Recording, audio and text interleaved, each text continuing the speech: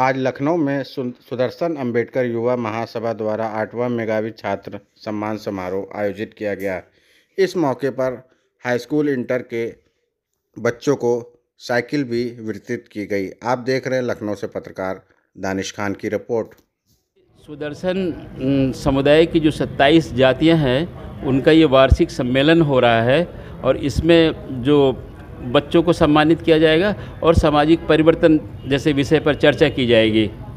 और बच्चे जिन्होंने हाई स्कूल इंटर में जो मेरिट में आए हैं, जिन्होंने अच्छे अंक प्राप्त किए हैं, उनको शिक्षा को प्रोत्साहित करने के लिए कुछ पुरस्कार भी वितरित किए जाएंगे। जी, लगातार देखा जा रहा है सुदर्शन महासभा बच्चों को पुरस्कार देती है, प्रोत्साहित करती है। अन्य समाज के लोगों को आप अपनी तरफ से क्या मैसेज देना चाहेंगे? नहीं, मैसेज हम यही देना चाहेंगे कि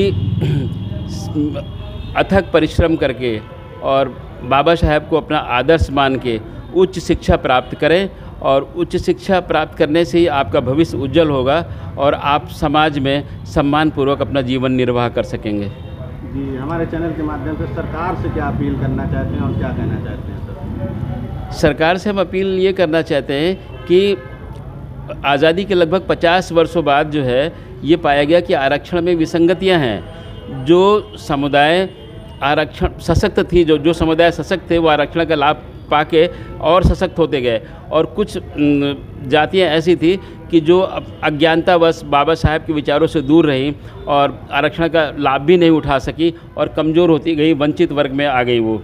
तो मंडल आयोग के बाद सामाजिक न्याय की राजनीति का एक दूसरा अध्याय प्रारंभ हुआ और उसमें ये कोटा में कोटा मतलब आरक्षण में आरक्षण देने का प्रावधान किया गया। तो सामाजिक न्याय समिति की जो रिपोर्ट थी उसने सबसे पहले अन्य पिछड़ा वर्ग को, ओबीसी को 3 भागों में विभक्त किया।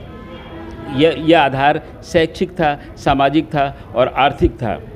तो कुछ जातियों को 11% दिया गया, कुछ जातियों को 9% दिया गया, कुछ जातियों को 7% दे के 27% रिजर्वेशन को 3 भागों में विभक्त कर दिया गया। तो उस समय जो सूबे के मुख्यमंत्री थे, जो वर्तमान में हमारे रक्षा मंत्री भी हैं और लखनऊ के सांसद भी हैं, वो बहुत बड़ी दूरदृष्टि के नेता थे।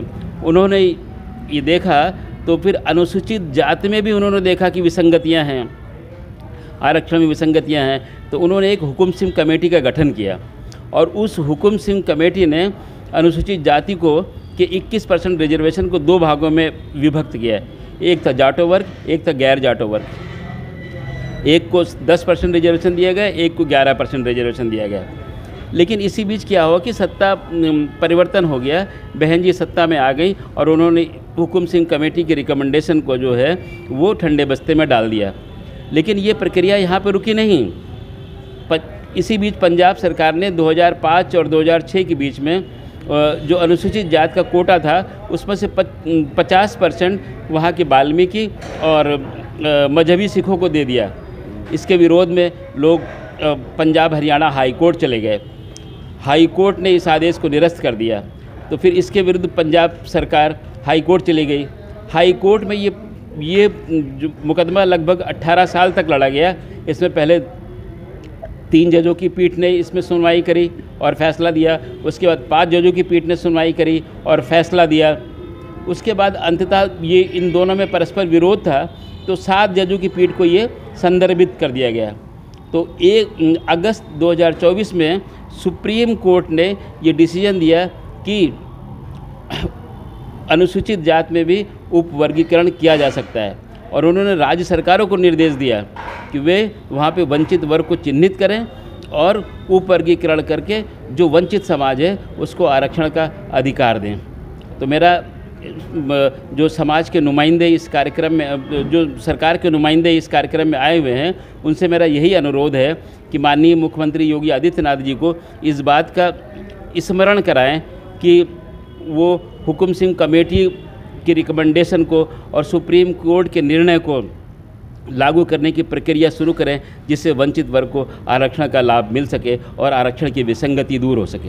पूरा परिचय दीजिए सर। मैं डॉक्टर नंदकिशोर सिविल अस्पताल में बाल रोग विशेषज्ञ रहा हूँ और वर्तमान में कैंटोनमेंट क्षेत्र में अपना बच्चों का क्लिनिक चलाता हूँ। समाज के द्वारा यहाँ सम्मान समारोह का कार्यक्रम का आयोजन किया गया है, इससे समाज को क्या संदेश देना चाहिए? मैं लालजी धानुक सुदर्शन अंबेडकर युवा महासभा का प्रदेश अध्यक्ष हूँ और पिछले 8 वर्षों से लगातार जो है समाज के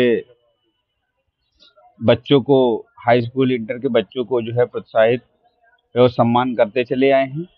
इसी कड़ी में आज जो है लखनऊ के सहकारिता भवन में जो है 8वां मेधावी छात्र छात्राओं का सम्मान समारोह का कार्यक्रम हो रहा है, जिसमें हमारे मुख्य अतिथि माननीय राजेश्वर सिंह विधायक सरोजी नगर एवं रामचंद्र प्रधान जी MLC लखनऊ उन्नाव जो हमारे मुख्य अतिथि हैं। उनके साथ में हमारे समाज के बहुत बुद्धिजीवी और गणमान्य लोग उपस्थित हैं।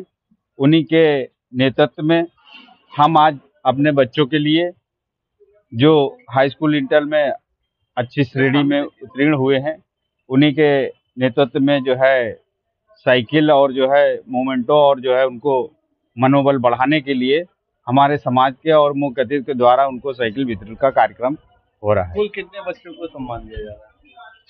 वैसे तो हमारे यहाँ जो है सभी बच्चों का सम्मान किया जाएगा, लेकिन जो है जो अच्छे नंबर और अच्छी मेहनत जिन बच्चों ने किया है उनको हम साइकिल देने का जो है प्रदान किया है। उन मेधावी बच्चों से क्या संदेश देना चाहिए?